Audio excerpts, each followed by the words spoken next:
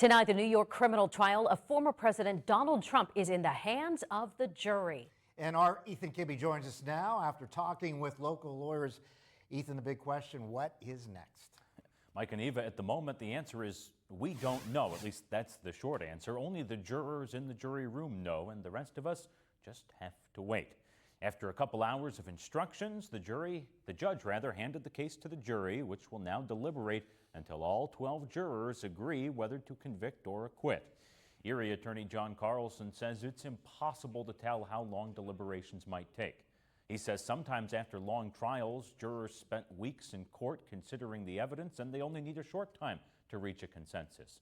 Other times, though, weeks of evidence take days to comb through, with jurors needing to get on the same page.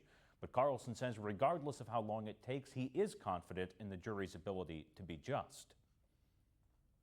They do an honest and sincere job. It's been said that when they go back into that jury room and close the door, it's as if the Holy Spirit descends upon them and the outside world disappears, and they begin their job deliberating and going through each piece of evidence until they unanimously come to a conclusion. We just keep waiting. Carlson says it's possible the jury could deadlock and fail to reach a decision.